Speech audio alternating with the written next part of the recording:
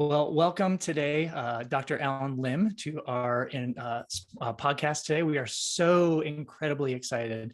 Dina and I, Alan, are so excited to chat with you today about all things related to, obviously, carbohydrate. We're going to focus on cluster dextrin, the super fuel at Skratch. So welcome. Thank you for taking the time today.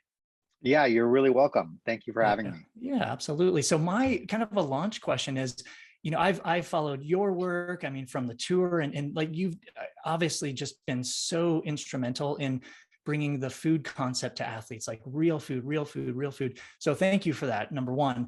You're Number welcome. two, I love what you've done with Skratch. Obviously we're all here in Colorado and you love to support small businesses. So thank you for that. But as I followed the evolution of Skratch, you've got your sport hydration mix, your wellness mix, you've got all these great electrolyte mixes, your hyperhydration.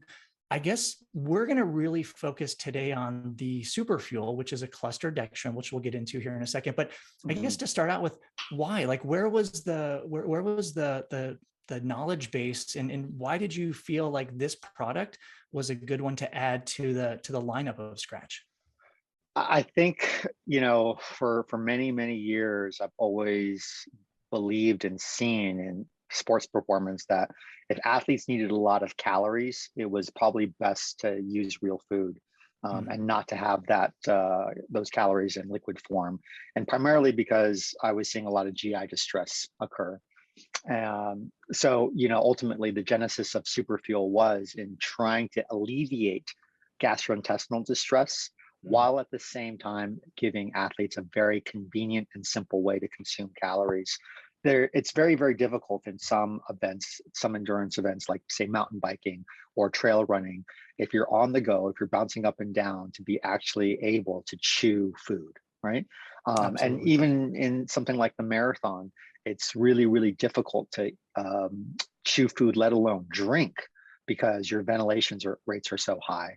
And so Superfuel really got pushed on me by Gwen Jorgensen, who won the Olympic gold medal in triathlon. She had transitioned into training for the marathon. And basically, marathon is very unique in that, let's just say it's 100 calories per mile to do the marathon. So that's 2,600 calories. And let's say that you're at an intensity where you're 100% carbohydrate utilization. And let's say that most people are between 2,000 and 2,100 calories of total glycogen in lower limb mass, right, and leg mass. That means that everyone's pretty tightly chunked up until about mile 20 and 21, and then it blows apart. And the last 6 miles, really depend on whether or not you've got, those 5 extra fries, right? And most people don't, because they're not consuming anything during the marathon. I went out on some, long, hard runs with Gwen, and she was just breathing too hard to be able to consume any meaningful amount of calories. And so we knew that we needed to get her something probably in liquid form, in the range of 400 to 600 calories at the very start, that wouldn't cause any GI distress, which meant that we needed a very complex carbohydrate that would digest at a slow rate. I think that for people to understand this, you have to think about the complexity of carbohydrate and the breakdown of these little glucose molecules that go into your small intestine. Well, let me just start all over again.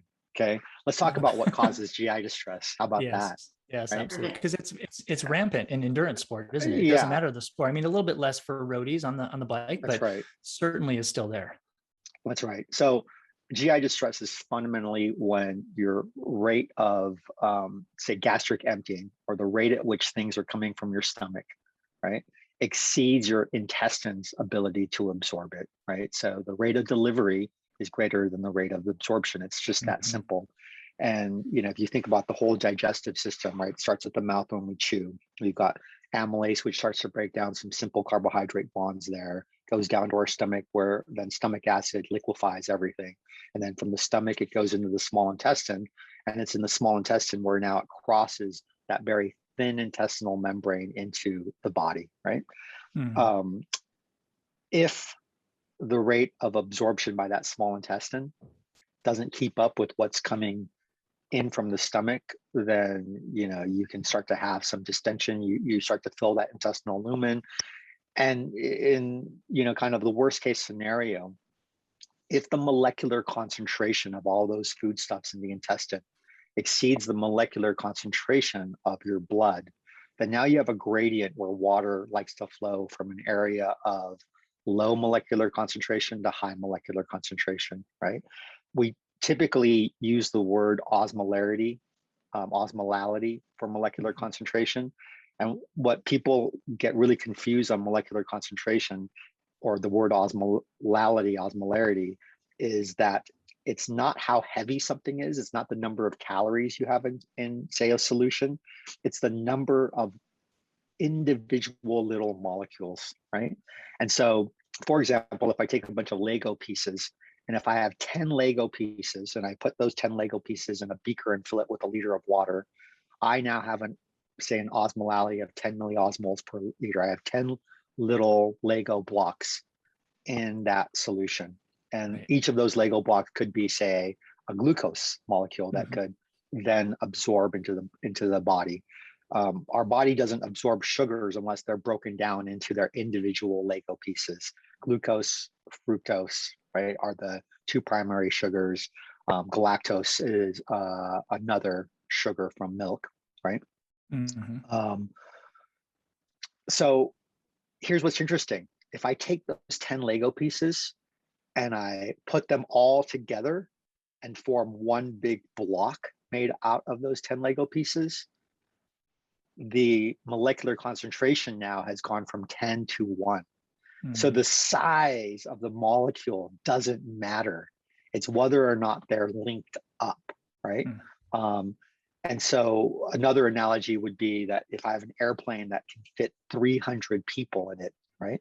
It doesn't matter if there are 300, skinny teenagers or 300 sumo wrestlers, right? There are 300 people on that plane.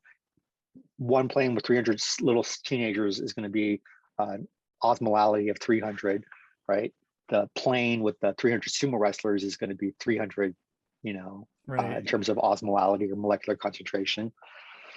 But one plane is going to be way heavier than the other plane. One plane is going to have a higher energy density.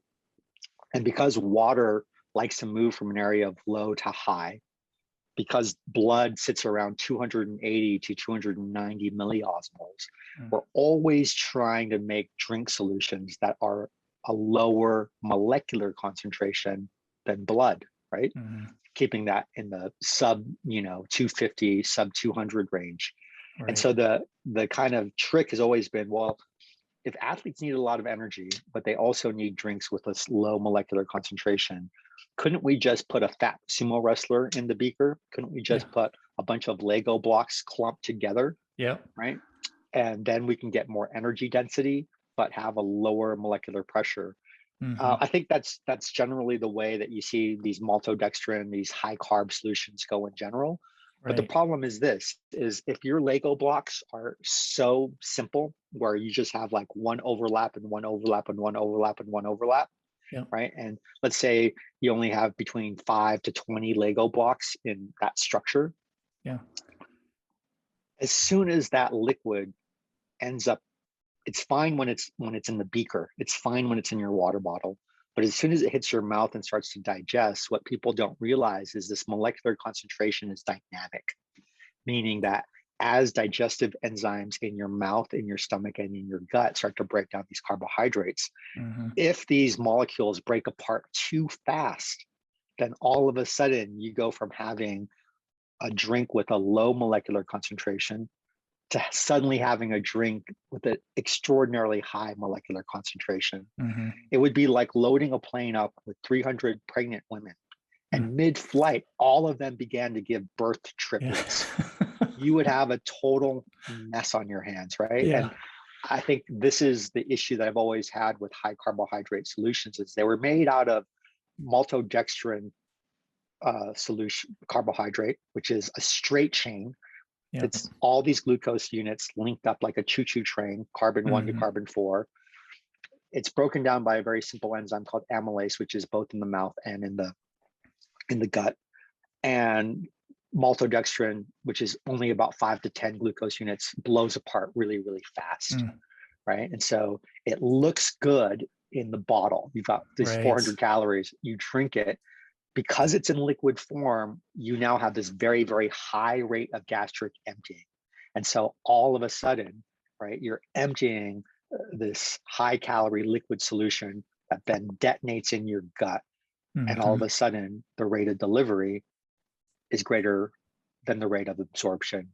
Right. And I used to always think of these high carb solutions as Trojan horses.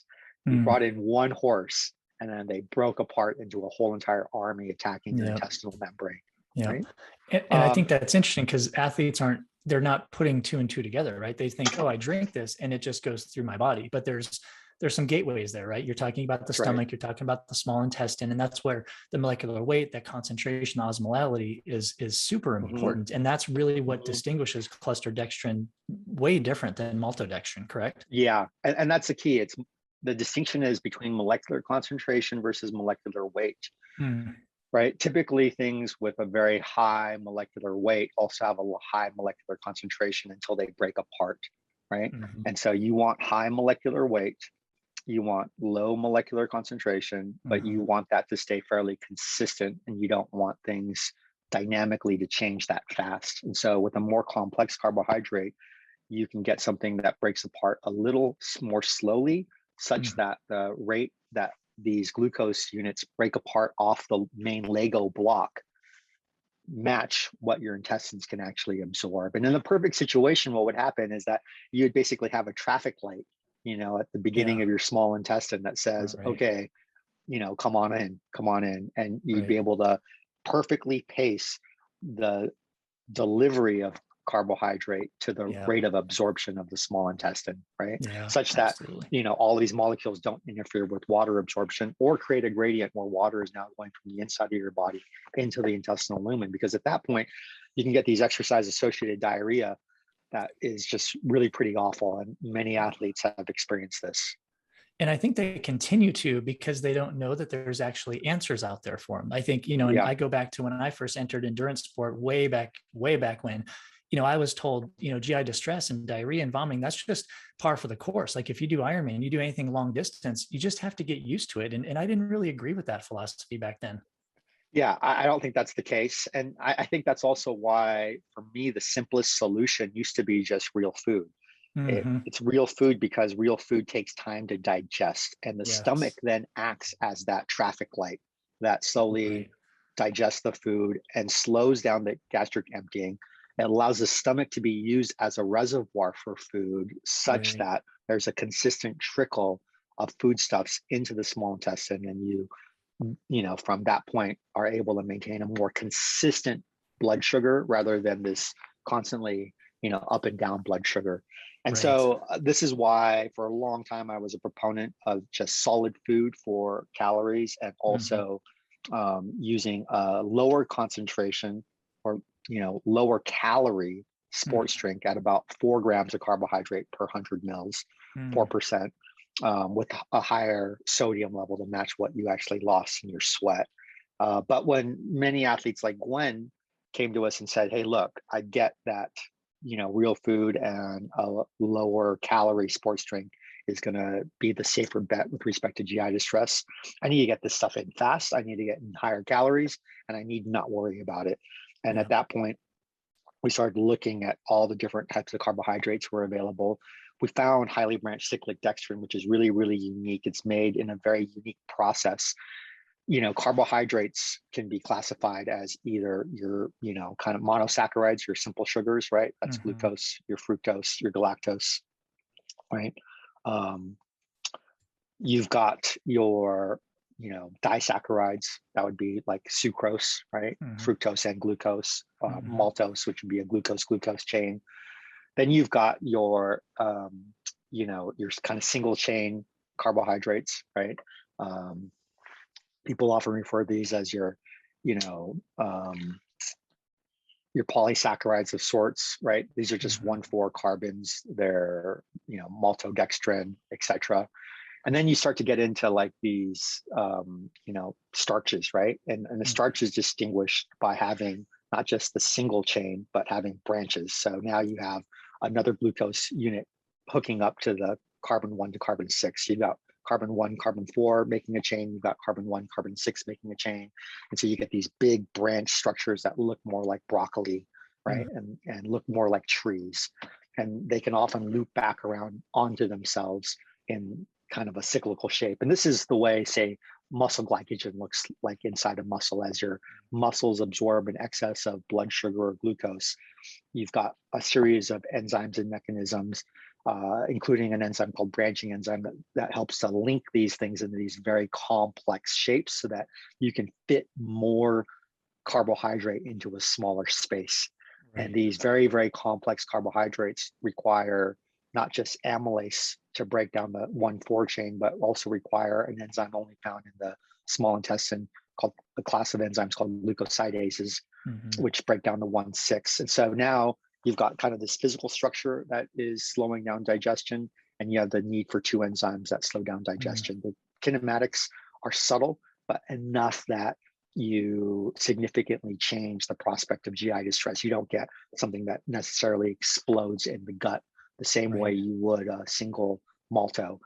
You know, a malto chain might be 5 to 10 Lego blocks, whereas the highly branched cyclic dextrin is more like anywhere from 60 to 100 you know, Lego blocks or glucose units. So that's a significantly heavier molecule, right, in terms of molecular weight.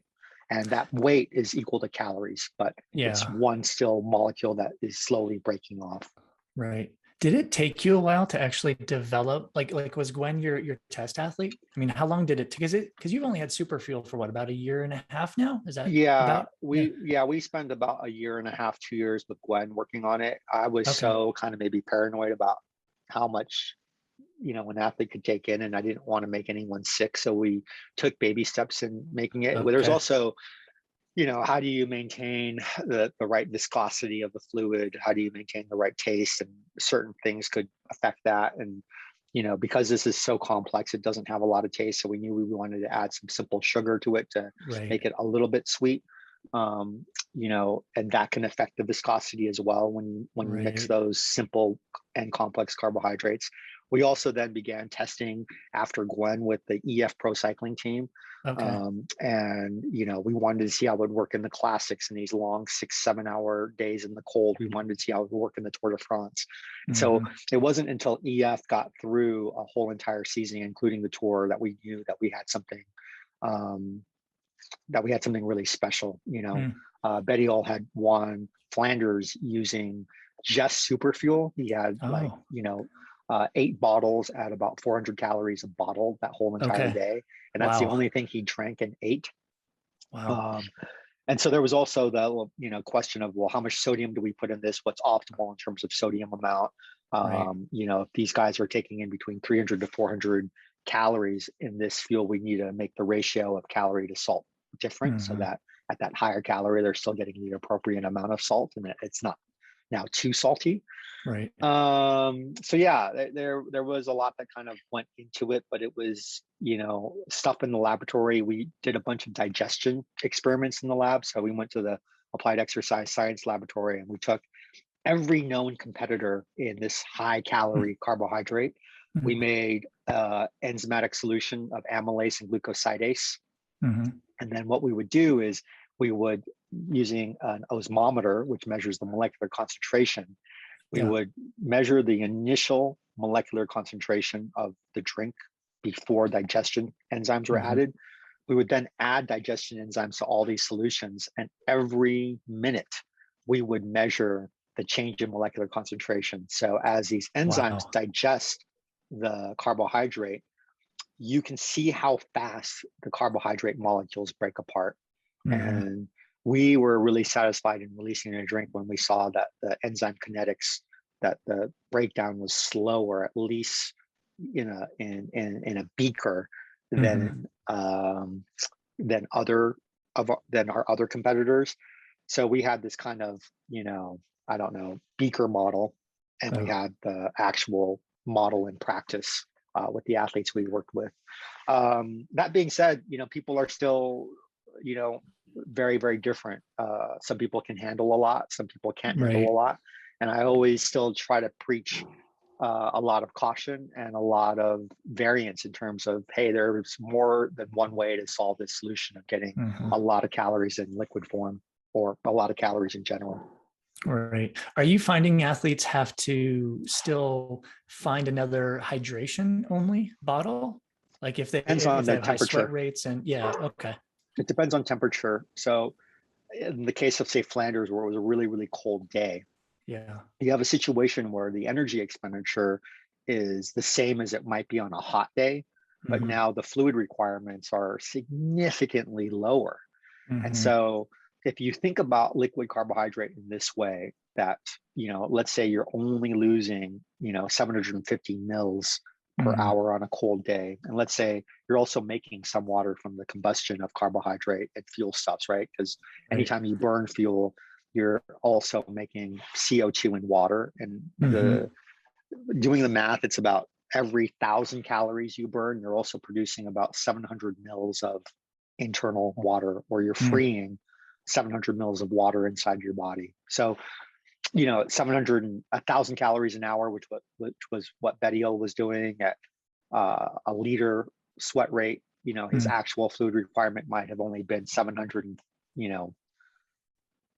something mils or whatever, Right. not much, or even less, right? Half a Yeah. bottle, a liter, Right. half a liter, right? And so that's what he was drinking, but he's still needing to replace about half the calories he's burning an hour, because his glycogen stores aren't infinite. And so he's Right. consuming now 400 calories, getting all the fluid, getting all the calories. Now let's move that to the stage in the tour where now these guys are losing 2 liters an hour, right? They've got to drink significantly more, but they still need the same amount of calories. So they can go down to, 100 calories a bottle, right? A half-liter bottle, and drink 4 of those in an hour. They're now getting all the fluid they need, but now they're getting all the calories they need. But now Right. the concentration of that drink is much, much lower. So you got to, the super fuels on one extreme are sport hydration on another. And what we see in mixed temperature is that people will then start to mix it. They might have 1 bottle of super fuel, 1 bottle of regular Skratch. And I think that titration method works really, really well, depending upon the environmental circumstance. Perfect. Good question, Dr. Lim, Yeah. for the listeners that are thinking of liquid nutrition. And when you were talking about the molecular weight, could you give just an example of a couple, we don't have to name products, but just super fuel molecular weight compared to maybe some of the other standard maltodextrin molecular weight products, just to show a comparison in that regard?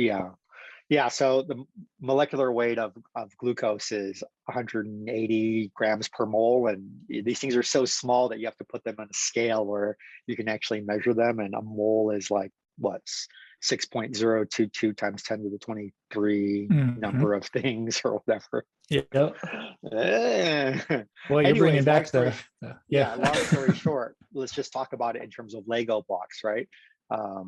Something like Martin's beta fuel has about, when we measure it in the lab, it's anywhere from 10 to 20 Lego blocks that make up a molecule. So the molecular weight of that is, say, at the highest level, 20 Lego blocks. But when we measure the molecular weight of cluster dextrin, it's anywhere from 60 upwards of 80 to 100 Lego blocks for a molecule. So it's effectively 3 to 4 times heavier than, say, that Martin product. Beta fuel is probably in that same, anywhere from 15 to 25. If something says maltodextrin on it, it's somewhere as low as 5, as high as 20 is my experience looking at a range of products. So I don't see many carbohydrates extend past 20. The highest molecular weight product out there is the UCAN product, right?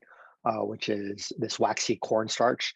That is a very, very high molecular weight, probably on the order of, like, I don't know, maybe even 2 or 3 times heavier than, say, superfuel or the cluster dextrin. But the issue that I had with the waxy cornstarch is that it's highly insoluble. right? And so it doesn't dissolve very well. It doesn't taste good. It leaves a big film on the mouth, and maybe it was developed for diabetics, right, who needed to have a slow glucose curve. It may be too slow, so you're trying to balance this. There's this kind of Goldilocks and the three bears thing where you want it to be fast enough to keep your blood sugar up, but you want it to be slow enough not to create a gut bomb. Yeah, like the context matters. Yeah. But I Yeah, think the context matters. I think one thing that I'm thinking of is just athletes look at, total grams of carbohydrate when they're product shopping or calories, and really just kind of like high level summary of what you've been explaining is that it's way more than that. The source and the formulation is really important. So that's something for athletes to really keep their eyeballs on.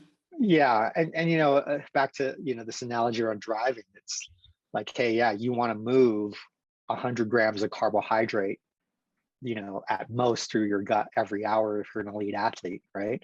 You want to get 100 people down the highway. Is it more efficient to use 100 individual cars, right? Or do you want to use one big bus? Regardless, what ends up happening is by the time that bus or that car gets off the highway, right, you still have to unload those individual people, right? And if everyone gets out of their car at the same time, you might have a very different situation at the gates of Disneyland than if people get off the bus one at a time. Great analogy. You're always good at explaining things like that and with analogies. It's both really complex and really simple at the same time, right? And you have to, I think, understand that things are dynamic, and digestion is a very dynamic situation, and that everything you eat ultimately has to be digested into its simplest form in order to get across the small intestine. And so between what you read on a food label and what actually crosses your intestinal membrane can be very, very complex, because you might have the right amount of carbohydrate, protein, and fat, for example, but depending upon the type of fat, the structure of the protein, the structure of the carbohydrate, the digestion process to get down to that single amino acid, or to get down to that single glucose or fructose unit, might be very different. Right. Ellen, you mentioned GI distress early on in our conversation relative to cholesterol and superfuel. Yeah. Based on that, what type of athletes will superfuel really be best for, or is there a best for? Is it great for everyone? I think there is a best for. I think it's best for athletes who are working very, very hard, who have a high carbohydrate demand, who are probably needing, more than 50 grams an hour. I think that if you need less than 50 grams an hour, there are a lot of different, more enjoyable ways to get your calories, right? And there is something about being able to satiate your just kind of hedonistic needs when you're out there working really, really hard. There is some relief in the joy of eating, when you're out there, that can't be ignored. So yeah, I usually say, hey, it's, endurance athletes, very, very high carbohydrate demand, very high intensity, very long periods of time. And the other caveat is that you can't normally eat real or solid food because you just don't have the pauses or the time. Right. The other scenario would be, we've seen it really popular with, cross-country mountain bike racers, cyclocross racers who need a way to get or on board a bunch of calories right at the start line so that they can have that elevation in blood sugar for the whole entire hour. And that works really well. There's some good evidence that even if you have all the glycogen on board and you don't actually need those calories, elevating your blood sugar can enhance performance, right? And so this is a simple way at the onset of exercise to get a big increase in blood sugar for very high intensity work is another place I would use it. I was actually just going to launch into that question, so I'm glad you answered that. I had one of my athletes recently. He's a mountain biker, and I had actually told him that because he had used superfuel, and I said, well, let's try it in the 15 to 30 minutes before the start, and it worked wonderful for him. So is that about the time frame you're recommending if athletes want to try it in that pre-window, or should it be closer? Within 15 minutes or even closer, it depends on their own comfort level. I think in general, within 15 minutes is safe. Yep. It depends on how long the event is, right? I tend to like I give them even a shorter window. I'm like 5 to 10 minutes, right?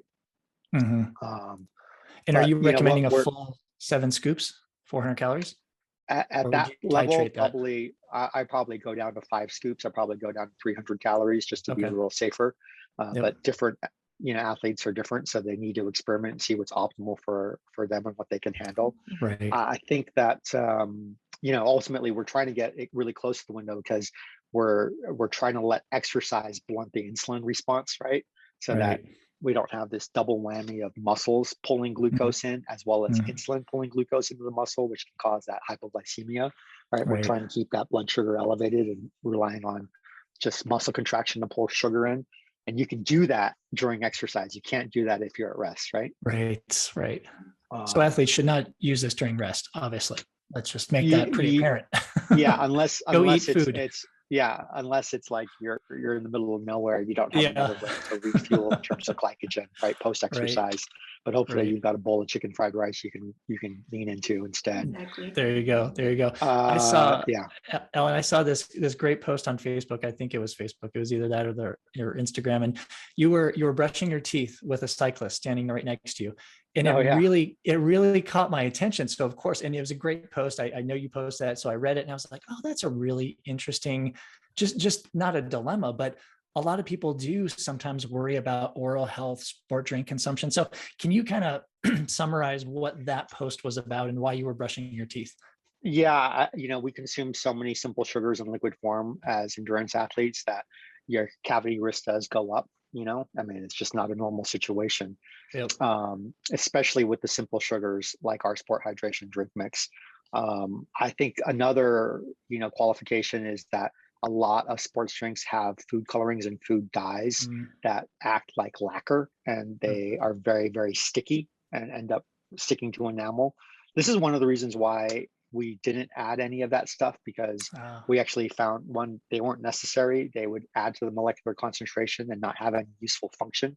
So anytime you add an ingredient that doesn't have a useful function, you are increasing the molecular concentration. You're getting on an airplane, not just with people, but with chickens and goats that don't have seats, right? That's a very simple way to think about excess ingredients, right? Like, whether it's an emulsifier, whether it's a coloring agent, whether it's an excess flavoring agent. Right. When I was developing the drink on the Pro Tour, what we were finding is that if I added a flavoring agent that had a coloring agent, the bikes were hard to clean. And the mechanics would come to me and they would always know when I was using a drink without any of that stuff, because the bikes were easier to clean. Wow. And Something you never using think that, of. yeah, exactly. And using that as kind of a corollary to your teeth, Yes. I started imagining that maybe that was what was happening with our teeth as well, that some drinks were causing a lot of staining and making it harder to clean our teeth, just like it was harder for the mechanics to clean their bicycles. And so our current formulation was also kind of made in consideration of that cleaning process. And with a more complex carbohydrate like cluster dextrin, since you're not breaking down as much of that carbohydrate in your mouth as you would already be with a simple sugar solution, I think that there's less risk for cavities with that more complex cluster dextrin drink. That being said, you still got to brush your teeth and be a human being. Right. Take care All of yourself. the dentists will rejoice in that message, right? Yeah, exactly. Do you have any plans for the future, like using cluster dextrin in different food products? Because I love the whole food in the pocket correlation. Like any thoughts there that you can share? Yeah. We've been experimenting this whole last year, and we made for the U.S. cycling team for the Olympics a special drink made out of cluster dextrin. That was at a lower calorie, so it was only a 4% solution with a higher salt amount. So it was 800 milligrams per liter at 4 grams per 100 mil. And the athletes were all calling that naked.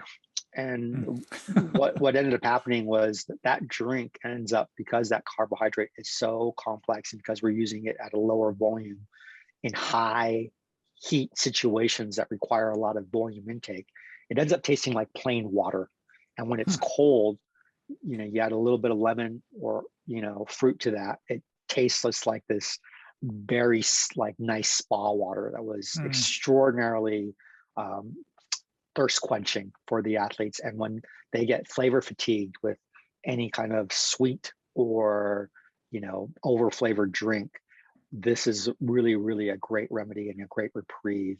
And so, there may be something in the works with respect to this kind of naked or clear Gotcha. or water-like sports drink that is completely flavorless. And Yeah. for us, that's really interesting because it does fit a unique niche of very, very high temps, where you need a lot of sodium, a lot of water, you need a little bit of carbohydrate, but you don't want it to taste like anything. And, when you're using cluster dextrin in that sense, you're also getting an extraordinarily low molecular concentration drink, a drink with an extremely low osmolarity. So, well, I have to tell you, with my personal experimentation with Superfuel, I went, it wasn't super long and nothing, compared to tour riders, but I was out on the trails and I just found, and it was a little bit warmer day. This is the summer. And like I felt like I could, and I dosed the Superfuel 7 scoops per bottle because I just really wanted to try that out. And it was light the entire time. And again, a couple hours on the trail, you're not going to get a whole bunch of flavor fatigue, but I was so impressed that it was so light. And that's, with almost all your products, your drink products, I can say they're very light. People appreciate the ingredients, the flavor, like the fruit flavor you put in there. And so I think that's a huge benefit to Superfuel. If our listeners haven't tried it, try it because it's so light. It doesn't sit in your gut. It's not like that super sweet, overpowering sugar taste in your mouth. So that's one thing I just wanted to throw a shout out to you because the formulation is awesome. Yeah. And so we'll continue to experiment that. I think that there is still a place for the simple sugar sports drink that we make with our sport hydration, because for most individuals, that's all they're going to need. It tastes great. It washes away really, really clean. It's refreshing, etc. But for the more nuanced athlete who needs essentially more tools in their tool chest, working with cluster dextrin or highly branched cyclic dextrin as another carbohydrate source is really, really cool and gives us a broader range that we can now offer up to the athletes we work with. And it is pretty nuanced in that, like from a marketplace, most people aren't going to be interested in this, but our interest is in helping, as many athletes as possible and the most elite athletes out there, right? Well, I think it's good because you do have that reach, right? And I so appreciate the opportunity that you're using some science, right? Your technology. It's not just putting sugar and water and salt in a beaker and mixing it up like we did 30, 40 years ago. So I love the kind of the forward thinking approach that you have. Obviously, PhD scientist, but just you're just a real life guy. So I'm gonna let Dina kind of take us out here. Yeah, and before we do that, Dr. Lim, is there anything about the cluster dextrin or the Superfuel product that you haven't mentioned yet that we've missed? Anything that the listeners should know before they try it, if they haven't comes already? In both lemon and lime and raspberry. And schnozberries taste like schnozberries. I think that we tell people to just try it, and if it doesn't work, if they don't like it, there are a lot of other solutions out there, and our aim is just to help people. And if it doesn't work, we'll send you something else, or we'll help you find another competitor's products, with full refund, no strings attached. And so we have that kind of belief in our product set. We also have that kind of maybe more humanistic or rational approach that not everything is going to work for everyone, right? Or, people need to try and experiment and learn and develop their own process and techniques. And this is just, one leg on a very complex, many-legged stool. Well, thank you for teaching us all about Superfuel and cluster dextrin. Before we wrap up, Dr. Lim, we wanted to do a fun little, Q&A with you just to learn some fun facts about you. So we're going to call it the high five. Okay, let's hit it. Yeah, so just 5 questions for you. You're going to get them all right, but just, whatever comes to the top of your mind, let it roll. Okay, so I'll start. Are you ready? Yes. Salty or sweet? Savory all day long. Savory all day long. Okay. I got a savory tooth. I have a fat tooth. I actually have a tempura fried tooth. Oh. Bob, you go. All right. Yeah. Number 2, what is your favorite go-to breakfast? Most mornings, I just have a little cafe au lait, pour over 25 grams of ground Ethiopian, 400 mils of 95 degrees Celsius water, poured over 3.5 to 4 minutes, at least a 30 to 40 second bloom phase to get as much CO2 gas off that coffee, and just basic whole milk or cream, 400 mils of coffee, maybe at most 100 mils of milk. That's great. I will, on bigger day rides, I might have, rice and eggs or oatmeal and eggs, or even some pancakes with eggs. Always Okay. eggs, always eggs. Nice. Bacon and eggs. Nice. Perfect. And when you're on the bike, Dr. Lim, what's your favorite, whole food option or food option to keep you going? If I could choose, it would always be some type of sushi rice cake or onigiri, right? And what I kind of got, I guess, famous for on the Pro Tour was this bacon and egg sushi rice cake. So delicious, so easy to eat. It keeps your blood sugar so steady, and pretty elevated. So it's not great for when you're off the bicycle because you get the food coma fast. But when you're working out pretty hard, it's actually really, really nice. What else do I like? I like anything leftover. Leftover pizza is really good too. Oh, yeah. You're making us Burrito hungry. stand. And I'm drooling. Yeah. Okay, Ellen, here's your next one. Dirt or road? Ooh, I'm mostly a roadie. I grew up as a roadie, but I find myself more and more. I probably do about 70% of my rides on gravel these days, and little trails and people's backyards and places I'm not probably supposed to be. And that's the most fun. And, I spend a lot of time riding here in Boulder, and also spend a lot of time in LA. And in LA, the gravel, the trails, the fire roads out there are freaking amazing.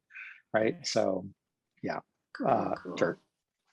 Fully rigid hardtail Scott RC Yep. scale, lighter than most gravel bikes. Wow. Okay, and our last question for you, Dr. Lim, if you had one piece of advice to give to other athletes, what would that be? Don't be a D-bag about food.